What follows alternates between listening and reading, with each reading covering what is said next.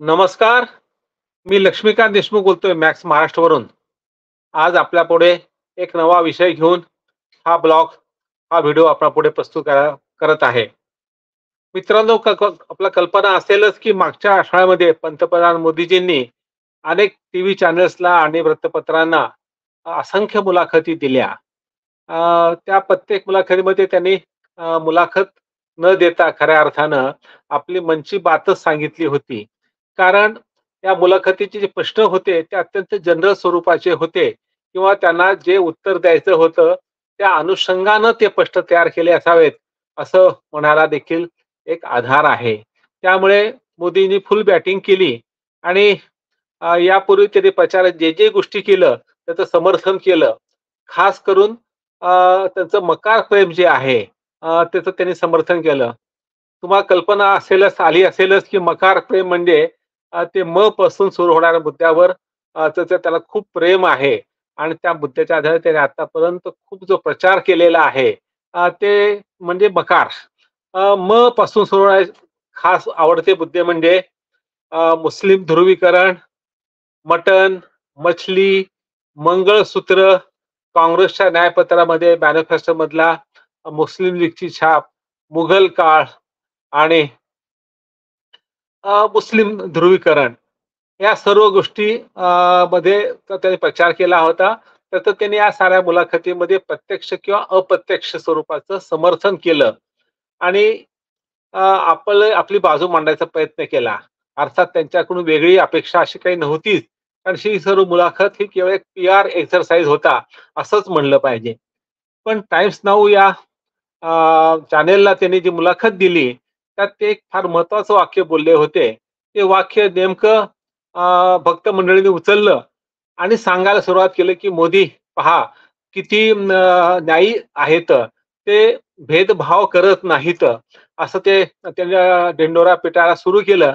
मोदी साहेबांचं ते वाक्य असं होतं, ते असं म्हणाले होते त्या मुलाखतीमध्ये त्या अँकरला हिंदीमध्ये की मैं हिंदू मुस्लिम ऐसा भेदभाव कभी कुछ नहीं करता, कभी कुछ सोचता नहीं.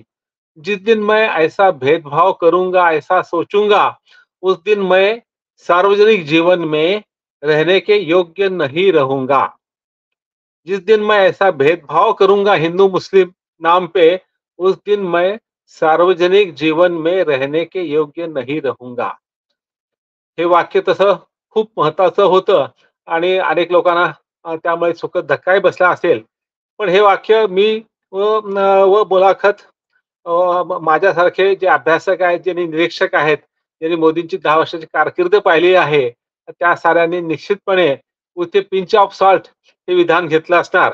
कारण ते या प्रचार सभेमध्ये लोकसभेच्या आजवर जे बोलले 3-4 आठवडे ते सारं सरळ सरळ धार्मिक ध्रुवीकरणाचंच बोलत होते. त्यामुळे हे त्यांचं विधान किती मनावर घ्यायचं हा प्रश्न होता. त्यांचे जे प्रचारातले मुद्दे होते, त्यांनी जी टीका केली टार्गेट करून मुस्लिमांना, ते खरं तर मुस्लिमांना अपमान करण्यासारखं होतं, असं म्हणलं पाहिजे. पण एक मनात आशा निर्माण झाली, की ही मुलाखत दिल्यानंतर कदाचित उर्वरित 3 टप्प्यामध्ये पंतप्रधान मोदीजी या बाबतीत ध्रुवीकरण करणार नाहीत, मुस्लिमांना अपमानित करणारा प्रचार करणार नाहीत. पण कसं काय ना कसं काय. लगेच ही मुलाखत दिली, प्रसारित झाली. त्याच्या दुसऱ्या दिवशी ते नाशिक जिल्ह्याच्या दौऱ्यावर आले होते प्रचार सभेमध्ये एनडीचा उमेदवाराचा प्रचार करण्यासाठी. तेव्हा त्यांनी एक अत्यंत खळबळजनक असं विधान केलं. ते विधान असं होतं, की ते म्हणाले, की 2006 साली जेव्हा पंतप्रधान म्हणून मनमोहन सिंग होते आणि काँग्रेसचं युपीचं सरकार होतं, तेव्हा त्यांना बजेटमध्ये 2 भाग करायचे होते. एक हिंदू बजेट आणि दुसरं मुस्लिम बजेट. आणि मुस्लिम बजेटमध्ये त्यांना देशाचं जे बजेट असतं, अर्थसंकल्पात तरतूद असते, त्याची 15% तरतूद मुस्लिमांना द्यायची होती, असं त्यांनी आरोप केला. हा आरोप अत्यंत खळबळजनक असल्यामुळे त्याच्यावर बरीचशी चर्चा झाली. परंतु मोदींनी माघार न घेता पुढील सभेमध्ये त्याची पुन्हा ओढली आणि त्यामुळे ह्याचा समाचार घेणं अपेक्षित होतं. त्यानुसार काँग्रेसचे जे ज्येष्ठ नेते आणि माजी अर्थमंत्री होते पी. चिदंबरम, ज्यांनी मनमोहन सिंग सोबत काम केलेलं होतं, त्यांनी ताबडतोब त्याचा प्रतिवाद केला आणि मोदीचे हे आरोप म्हणजे आउटरेजियस आहेत आणि फॉल्स आहेत, असं त्यांनी सांगितलेलं आहे. ते असे म्हणाले, की भारतीय संविधानाचं जे कलम 112 नुसार भारताच्या केंद्र सरकार अर्थसंकल्प बनला जातो आणि तो देशाचा असतो. तो काही कुठल्या जाती धर्मासाठी लोकांसाठी वेगळा असा विभागून दिला जात नाही, असं ते सांगून मोदींचा हा आरोप त्यांनी फेटाळून लावला. महाराष्ट्राचे ज्येष्ठ नेते माजी कृषी मंत्री शरद पवार त्याच्या पुढे गेले आणि त्यांनी मोदीच्या आरोपाचा समाचार घेताना असं म्हणलं, की मोदींचा हा आरोप म्हणजे एक फुलिश स्टेटमेंट आहे. अत्यंत कडक असं बोलले पवार साहेब. त्यांनी पुढे अशी टीका केली, की मोदीच्या अलीकडच्या भाषणामध्ये सत्याचा काही देखील 1% देखील अंश राहत नाही. हे देशाचं दुर्दैव आहे असं ते म्हणाले होते. मित्र हो, मी थोडासा अ, अभ्यास केलेला आहे. मागील 10 वर्षातील मोदी सरकारच्या कामकाजाचा. त्यानुसारच मी हे सर्व व्हिडिओ आपल्या पुढे आणत असतो. त्या माझ्या अभ्यासाच्या आधारे आणि या निमित्तानं पुन्हा एकदा काल परवा 2 दिवस जे डॉक्युमेंट्स सर्च केले, त्याच्या आधारे मी सांगू शकतो स्पष्टपणे, की चिदंबरम आणि शरद पवार साहेबांनी जे उत्तर दिलं, प्रत्युत्तर दिलं आणि सरकारनं मोदीनं केलेले आरोप फेटाळून लावले, ते बरोबर आहेत. बजेटचा 50% भाग मुस्लिमांसाठी काँग्रेसला राखून ठेवायचा होता. या आरोपामध्ये काहीही तथ्य नाही, त्याला कुठलाही आधार नाही. हे माझं देखील मत आहे आणि ते आपल्यापुढे स्पष्टपणे नमूद करत आहे. मोदी यापूर्वी काय म्हणत होते, की धर्माच्या आधारे मी मुस्लिमांना आरक्षण देणार नाही. काँग्रेसला तसं मी करू देणार नाही, असा त्यांचा आरोप होता. त्या आरोपानंतर त्यामध्ये अर्थात ते असं म्हणायचे, की एस-सी, एस-सी, ओबीसीचं आरक्षण काढून ते मुस्लिमांना द्यायचा काँग्रेसने ह्यापूर्वी प्रयत्न केला होता, पण कोर्टामुळे तो यशस्वी झाला नाही. हा त्यांचा पहिला आरोप होता. आता त्याने दुसरा जो आरोप केला त्याच्या पुढे जात त्याचा उद्देश पुन्हा तोच आहे. मुस्लिमांना टार्गेट करणं आणि काँग्रेसवर मुस्लिम तुष्टीकरणाचा आरोप करणं, ते मुस्लिम लोकांचा अनुनय करत आहेत, असं सांगणं आणि त्यांचं सेक्युलरिझम हा स्युडो सेक्युलरिझम आहे किंवा चुकीचं आहे सांगणं आणि संविधानाला जे मान्य नाही, ते काँग्रेस करीत असल्याचा आरोप पुन्हा-पुन्हा करणं. या संदर्भात मी एक पूर्वी व्हिडिओ केला होता, तो आपला आठवत असेलच 15 दिवसापूर्वी. त्यामुळे त्याचा पहिला जो आरोप आहे आरक्षणाबद्दलचा मुस्लिमांचा, त्यावर मी चर्चा करणार नाही. पण जो दुसरा आरोप, ताजा आरोप त्यांनी केलेला आहे, तो अत्यंत गंभीर आहे.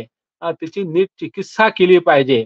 तो आरोप म्हणजे काँग्रेसला धर्माच्या आधारे मुस्लिमांना अर्थसंकल्पित तरतुदीतला 15% वाटा द्यायचा होता आणि याबाबतचा तो आरोप आहे. त्याची मी जरा चर्चा करणार आहे, उहापोह करणार आहे.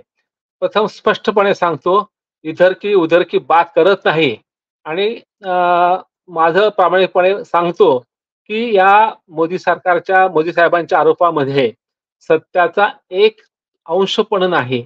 हा आरोप धादांत खोटा आहे, चुकीचा आहे, विपर्यास्त आहे आणि मुख्य म्हणजे मुस्लिमांना टार्गेट करणारा, त्यांना अपमानित करणारा आहे. तो मला गैर वाटतो. पण प्रश्न पडतो, की मोदींनी हा आरोप कसा केला असेल?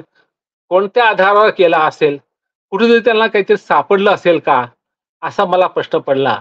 म्हणून मी पुन्हा एकदा केंद्र सरकारचे बजेटचे पेपर्स मागील काही वर्षाचे पाहिले आणि जी मायनॉरिटी मिनिस्ट्री आहे, अल्पसंख्याक मंत्रालय केंद्र सरकारचं, त्याची वेबसाईट जाऊन त्याची माहिती पाहिली आणि त्या आधारे विचार केला, की मोदींनी हा जो आरोप केलाय, की काँग्रेस सरकारला 15% बजेट मुस्लिमांसाठी राखून ठेवायचं होतं. त्याला काही आधार आहे का? त्याला कुठे एखादा राई सापडतं का? आणि राई सापडली की राईचा पर्वत करणं ही मोदी सरकारच्या आणि भाजप सरकारच्या कामाची खासियत आहे. त्यांचं ते प्रचाराचं टेक्निक आहे, तुम्हाला माहीत आहे. अशी काही राई सापडते का? तर ती राई सापडलेली आहे. तो धागा सापडलाय मला असं वाटतं आणि तो आहे एक कार्यक्रम. त्या कार्यक्रमाचं नाव आहे पंतप्रधानाचा अल्पसंख्याक कल्याणाचा 15 कलमी कार्यक्रम. हा कार्यक्रम इंदिरा गांधीने 1970 साली सुरू केला होता. 70च्या दशकात सुरू केला होता आणि तो पुढे मनमोहन सिंगांनी युपीए सरकार असताना त्यामध्ये काही बदल केले आणि तो काळानुरूप त्यात बदल करून तो रिव्हॅम्प केला, रिलॉन्च केला आणि अ, पुन्हा एकदा लागू केला. तो केवळ मुस्लिमांसाठी नव्हता, हे लक्षात घेतलं पाहिजे. हा अल्पसंख्याकाच्या कल्याणाचा कार्यक्रम होता आणि अल्पसंख्याक म्हणले की त्यामध्ये मुस्लिमासोबत ख्रिश्चन येतात, ज्यू येतात, पारसी येतात, शीख येतात, जैन येतात, बुद्ध धर्मीय लोक येतात. अ, त्यामुळे हा केवळ मुस्लिमांसाठी कार्यक्रम राबवायचा प्रयत्न केला आणि त्यातून मुस्लिम तुष्टी करण्याचा प्रयत्न केला. हे चुकीचं आहे, असं म्हणलं पाहिजे. थोडक्यात हा अल्पसंख्याक समाजाच्या आर्थिक आणि सामाजिक आणि शैक्षणिक विकासाचा कार्यक्रम होता. विशेष बाब म्हणजे आज आजही हा कार्यक्रम चालू आहे. मोदी सरकारला येऊन 10 वर्ष झालेले आहेत. 2014 ते 2024 या काळातही पंतप्रधानांचा अल्पसंख्याकाचा 15 सूत्री कार्यक्रम चालू आहे. त्याला वेगळं मंत्रालय आहे, वेगळे मंत्री सचिव आहेत, वेगळा स्टाफ आहे आणि वेगळी अर्थसंकल्पित तरतूद आहे. हे लक्षात ठेवलं पाहिजे. मित्रांनो, हा जो कार्यक्रम आहे 15 सूत्री कार्यक्रम अल्पसंख्याकाच्या कल्याणाचा, त्याची काय उद्दिष्ट आहेत? हे त्यांच्या वेबसाईटवर नमूद केलेलं आहे. ते मी पाहिलं, वाचलं. त्यातील 3 गोष्टीसाठी हा कार्यक्रम असेल. त्यांनी 3 उद्दिष्ट ठरवले होते. ते 3 उद्दिष्ट म्हणजे शिक्षणामध्ये अल्पसंख्याकांना अधिक संधी प्राप्त करून देणं. शिक्षणामध्ये ते मागासलेले आहेत. अगदी एस-सी, एस-टी पेक्षा मागासलेले असं सच्चर कमिटी सांगते. त्यामुळे त्यांना शिक्षणामध्ये अधिक संधी दिली पाहिजे. हे त्या कार्यक्रमाचं पहिलं उद्दिष्ट होतं. दुसरं म्हणजे रोजगार आणि आर्थिक बाबतीमध्ये त्यांना इक्विटेबल वाटा कसा मिळेल यासाठी प्रयत्न करणं. त्यासाठी काही कार्यक्रम आखणं आणि तिसरी गोष्ट म्हणजे हे जे अल्पसंख्याक समाज आहे, त्या समाजातील जे गरीब लोक आहेत, त्या गरिबांचं जीवनमान उंचावलं गेलं पाहिजे. असे हे 3 उद्दिष्ट लक्षात ठेवून हा 15 सूत्री कार्यक्रम प्रथम इंदिरा गांधींनी सुरू केला आणि तो मनमोहन सिंगांनी पुनर्रचित केला. परंतु 1970च्या दशकापासून आजपर्यंत हा चालू आहे. त्यामध्ये वाजपेयी सरकारचे, भाजप सरकारचे किंवा एन सरकारचे 6 वर्ष धरा लक्षात घ्या आणि गेली 10 वर्ष म्हणजे 16 वर्ष भाजप सत्तेवर असताना देखील हा कार्यक्रम चालू होता. हे लक्षात घेतलं पाहिजे. अ, मला तुम्हाला प्रश्न विचारायचा आहे मित्रांनो, की या 3 उद्दिष्टामध्ये किंवा या कार्यक्रमामध्ये आक्षेपार्ह असं काय आहे? ही काही घटना दुरुस्ती नाही, संविधानाचं संशोधन नाही, तर केंद्र सरकारचा धोरणात्मक असा आर्थिक कल्याणाचा कार्यक्रम आहे. ज्याप्रमाणे एस-सी, एस-टी म्हणजे अनुसूचित जाती जमातींना त्यांची जी लोकसंख्या 15 आणि 60% अनुक्रमे आहे, त्या प्रमाणामध्ये बजेटची तरतूद करावी. राज्यानं आणि केंद्रानं असं आधीच्या प्लॅनिंग कमिशननं एक धोरण ठरवलं होतं आणि ते सर्वमान्य झालं. देशाला, केंद्राला आणि अनेक राज्यांना आणि त्यानुसार सर्व राज्य एस-सी आणि एस-टीना दरवर्षी बजेटमध्ये 15 आणि 60% तरतूद करतात. कर्नाटक सरकारनं, महासरकारने खास कायदा पण केलेला आहे. या कायद्यामध्ये जी तरतूद केली जाते ह्या 2 मंत्रालयासाठी, त्यामध्ये ती लॅप्स होत नाही आणि इतर त्याला कट लागत नाही. म्हणजे त्यांनी एक कमिटमेंट दिली आहे, की आम्ही उत्तम पद्धती किंवा अधिक आर्थिक तरतूद करून एस-सी, एस-टीचा विकासाचा कार्यक्रम राबवू आणि त्यांचं जीवनमान उन्नत करू. खरं तर लोकशाही व सामाजिक न्यायाच्या ध्येय धोरणामध्ये शिक्षण, नोकरी आणि सांस्कृतिक अशा जे कमकुवत घटक आहेत, असे दलित आदिवासींना प्राधान्य देणं हे योग्यच आहे आणि न्यायाचं पण आहे. आणि हीच गोष्ट अल्पसंख्याक लागू होत नाही का? माझ्या मते ते लागू होते. त्यातही मुस्लिम हा सर्वात मोठा धार्मिक समुदाय आहे आणि तो आर्थिक, सामाजिक आणि शैक्षणिक बराच मागासलेला आहे. हे आपण लक्षात घेतलं पाहिजे. ही वस्तुस्थिती आहे. त्या अल्पसंख्याकमध्ये इतर जे धर्मीय माणसं आहेत, समुदाय आहे, त्यामध्ये ख्रिश्चन येतात, पारसी येतात, ज्यू येतात आणि जैन येतात. ख्रिश्चन, पारसी, ज्यू आणि जैन हे 4ही समाज घटक, धर्म घटक हे समाजामध्ये प्रगतिशील आहेत. त्यांची आर्थिक गती चांगली झालेली आहे. आणि बौद्ध जे शीख हे 2 धर्मीय अल्पसंख्याक येतात. त्यांना संविधानामध्ये प्रमाणे कायद्यासाठी हिंदू वर्गाचा भाग मानलेला आहे आणि या 2 धर्मियांना बौद्ध आणि शीखांना एस-टी, एस-सी, एस-टी, ओ-बी-सीमध्ये धर्माच्या नावाने आरक्षण मिळतं. हे आपण लक्षात ठेवलं पाहिजे. म्हणजे अल्पसंख्याक समाजामध्ये खऱ्या अर्थानं मदतीची गरज आहे ती फक्त प्राधान्यानं मुस्लिमांना. इतरांना नाही असं म्हणणार नाही. त्यातील गरीब माणसं नक्कीच आहेत. त्यांना मदत ती मिळत असते. परंतु प्रामुख्याने सर्वात मोठा घटक मुस्लिम आहे आणि हा बहुसंख्य गरीब दरिद्ररेषेखालचा आहे. हातात पोट असलेला आहे. त्या समाजाला आर्थिक, सामाजिक न्याय मिळाला पाहिजे. यासाठी हा 15 कलमी कार्यक्रम इंदिरा गांधींनी सुरू केला आणि तो पुढे कंटिन्यू राहिलेला आहे. त्यामुळे हा कार्यक्रम केवळ 15% आरक्षणाचा जो कार्यक्रम आहे, 15 कलमी कार्यक्रम, तो केवळ मुस्लिमांसाठी आहे, असं म्हणणं चुकीचं आहे. त्यामुळे हे धोरण जे आखलं गेलं होतं, ते असंवैधानिक मुळीच नाही. तसं जर असतं तर सुप्रीम कोर्टानं जसं जाट मराठा आदींचं आरक्षण, जात आरक्षण रद्द केलं असतं, तसं धर्माच्या नावाने मुस्लिमांना जर आरक्षण दिलं असतं 15% पर्यंत, तर हा कार्यक्रमही रद्द करण्यात आला असता.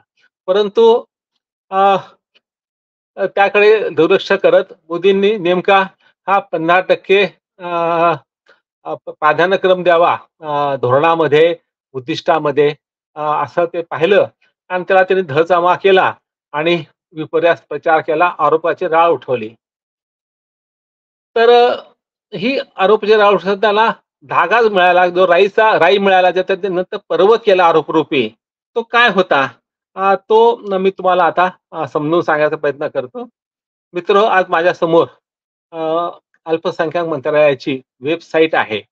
अ, आणि त्यावर त्या 15 सूत्री कार्यक्रमाची देखील सविस्तर अशी टिप्पणी रूपरेषा दिलेली आहे, गाईडलाईन दिलेल्या आहे. त्यात वर मी जे नमूद केलेलं आहे, हे सर्व आलेलं आहे.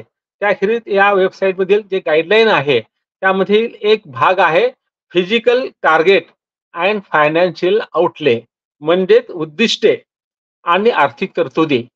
त्याबद्दल पुढीलप्रमाणे एक मार्गसूत्र त्या टिप्पणीमध्ये अधिकृतपणे दिलेलं आहे.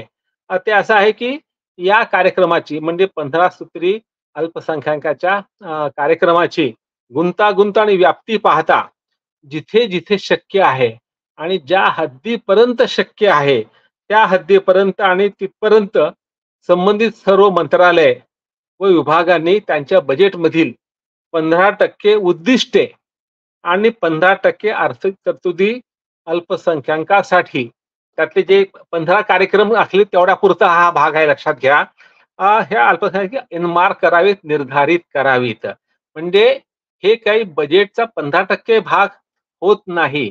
तर 15 कलमी कार्यक्रमामध्ये जे कार्यक्रम आखलेले आहेत आणि त्याच्यासाठी जे काही उद्दिष्ट ठरवलेले आहेत, आर्थिक तरतुदी केलेली आहे, त्या आर्थिक तरतुदीमधील 15% त्या डिपार्टमेंटचे जो तरतूद आहे, तो उद्दिष्ट आहे, तो मुस्लिम समाजाला कसा मिळेल हे पाहावं आणि त्यासाठी प्रयत्न करावा, असं हे गाईडलाईन दिले, सूत्र दिलंय मार्गदर्शनाचं. ते काही अ, संविधानिक तरतूद नाही, घटना दुरुस्ती नाही किंवा कायदा केलेला नाहीये. अ, पण नेमकं हे महाराष्ट्र तत्व किंवा गाईडलाईन मोदींनी पाहिली, उचलली आणि त्याचा त्यांनी कल्पकतेनं धार्मिक ध्रुवीकरणासाठी धचामा करीत वस्तुस्थितीचा विपर्यास करीत आणि कल्पकतेनं त्यात मोडतोड करीत हा आरोप केला की काँग्रेस सरकारला 2 बजेट करायचे होते, एक हिंदू बजेट आणि मुस्लिम बजेट आणि देशाच्या अर्थसंकल्पातला 15% भाग हा मुस्लिम बजेटसाठी द्यायचा होता. हा त्यांनी आरोप केला आणि ते आता त्या दिवसापासून सातत्यानं किमान अर्धा डझन वेळा तरी त्यांनी विविध सभेमध्ये हे बद्दल पुन्हा-पुन्हा सांगायला सुरुवात केलेली आहे. किती खोटं, किती तर्कदुष्ट विधान आहे, आरोप आहे, नाही का? पण यातले गंमत तर खरं पुढेच आहे. आजही केंद्र सरकारचे अल्पसंख्याक मंत्रालय कार्यरत आहे. त्यांच्या वेबसाईटवर हा 15 कलमी कार्यक्रम आहे, ज्यामध्ये विविध विभागांनी आपल्या उद्दिष्टाच्या व आर्थिक तरतुदीचा 15% भाग मुस्लिम समाजासाठी किंवा अल्पसंख्याक समाजासाठी एकंदरीत एनमार करावा, निर्धारित करावा, असं गाईडलाईन दिलेलं आहे. ती गाईडलाईन आजही आहे. ह्या वर्षी पण त्यांनी ती रिपीट केलेली आहे. म्हणजेच सातत्यानं गेले 40-50 वर्ष हा कार्यक्रम चालू आहे. अल्पसंख्याकाच्या आर्थिक आणि सामाजिक विकासाचा 50 सूत्री कार्यक्रम. हे काही मोदी सरकारला जे गेले 10 वर्ष सत्तेवर आहे, त्याला माहीत नसेल का? माहीत तर असणारच. आणि जर खरंच त्यांना धर्माच्या आधारे आरक्षण द्यायचं नाहीये, हे त्यांनी पुन्हा-पुन्हा सांगितलं आहे. त्यामुळे त्या पुढील काळामध्ये एखाद्या ओबीसी मध्ये एखाद्या मागास आर्थिकदृष्ट्या, सामाजिकदृष्ट्या मागासलेल्या मुस्लिमांना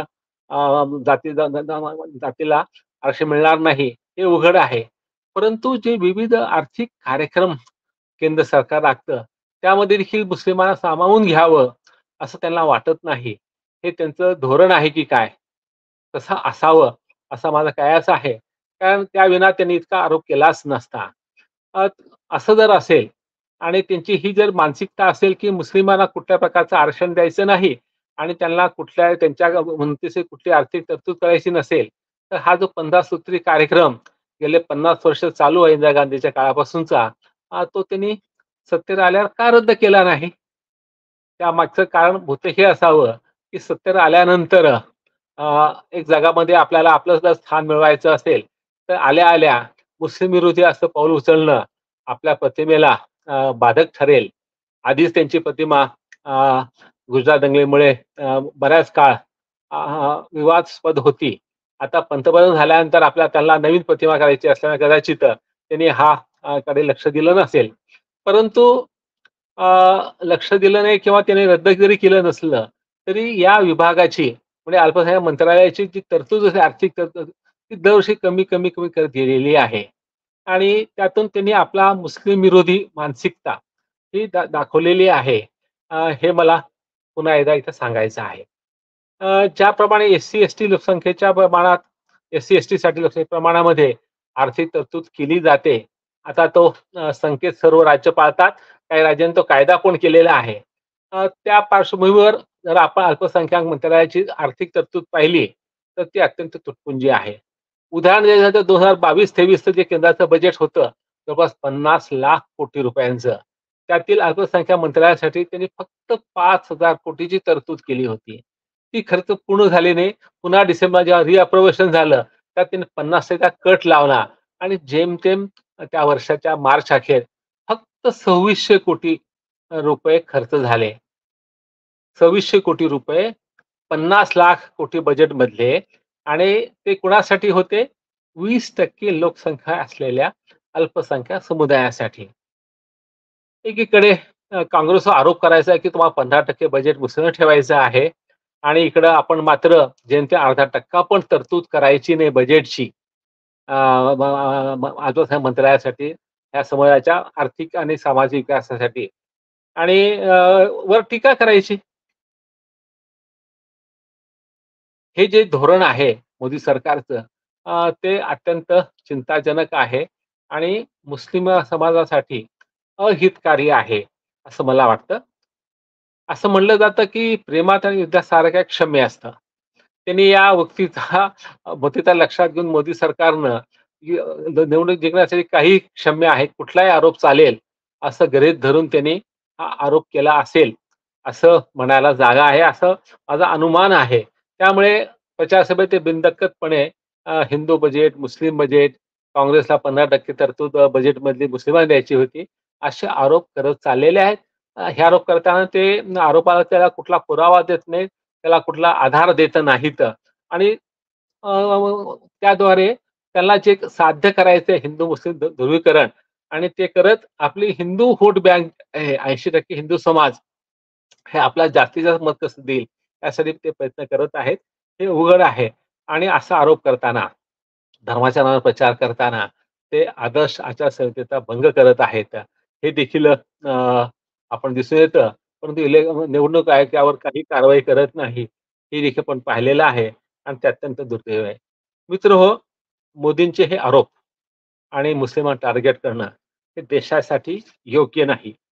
अल्पसंख्याक अन्याय करणारा आहे.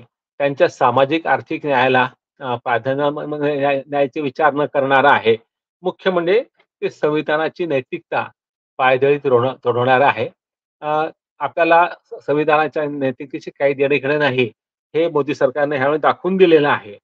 आणि त्यामुळे हे त्यांचं जे प्रचारामधील आरोपाची राळ उठवणं आहे, काँग्रेसचं टार्गेट करणं आहे. काँग्रेसच्या हरकत आहे, विरोधी पक्ष ज्या त्या टीका करणं योग्य आहे. म्हणजे लोकशाहीचा भाग आहे. परंतु त्या निमित्तानं मुस्लिम समाजाला टार्गेट करणं आणि त्यांना अ, अवमानित करणं हे कितपत योग्य आहे? माझ्या मते ते देशहिताचं नाही आणि सामाजिक स्वास्थ्यासाठी तर ते अत्यंत विपरीत असं आहे. पण मोदींना त्याची पर्वा दिसून येत नाही. ते त्याची फारशी काळजी करत नाहीत.